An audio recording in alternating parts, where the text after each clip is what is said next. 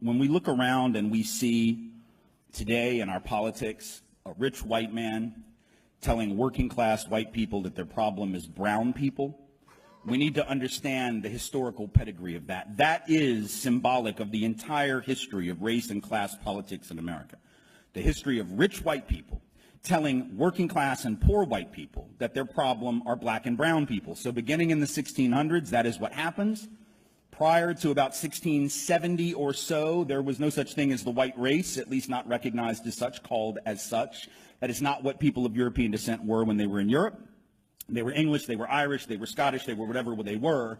They were not white. Only in the colonies do we become white, and for a very specific reason, because in those early years of the colonial period, where you had white indentured servants, one level above enslaved themselves, and you had African-descended folks, some of them enslaved for life, others indentured servants also in the earliest years of the colonies.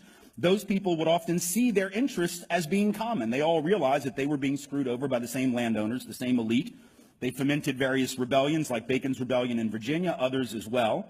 And as a result, the elite in the colonies realized that they had to figure out a way to get the other folks from Europe on their team. So they created this mentality that said, you're now a member of the white race, you're on our team, you're wearing our uniform. Now you're at the end of the bench, you may not get in the game, but you're on our team, you see. So then they start putting white folks, now called, on the slave patrols, right? Didn't really give them any land or any real power except the power to control people of color, which is why folks of color say, and they are right, that modern policing traces to the system of slave patrols and slavery, and we have to be clear on that because that's the history, right? So whiteness was created to divide and conquer, to create the notion that even though you might not have much, at least you're not black, at least you're not indigenous, at least you're not Mexican, at least you're not Chinese working on the railroads to build the transcontinental economy. You may not have much, but at least you have, as W.E.B. Du Bois said, the psychological wage of whiteness. And it's a trick that was played during the Civil War era on my people in the South, right? Rich folk, landowners in the South telling poor white folks who didn't own anything that they got to go out and fight to preserve the rich man's property in human beings. Fascinating. Why would you do that? Why would I go fight for your property?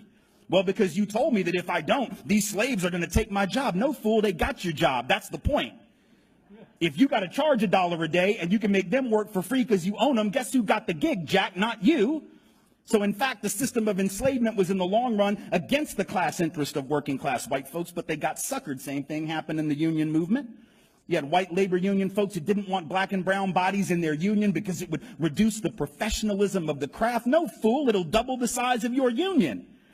And then when you go out on strike, they can't replace your happy ass with the brown folk that you didn't want next to you in the first place. Because when they do replace you with them, then you will blame them, not the elite. See how that works? It's a trick. And it has worked for hundreds of years. It is working on some folk right now. And it is our job to resist that with every fiber of our being.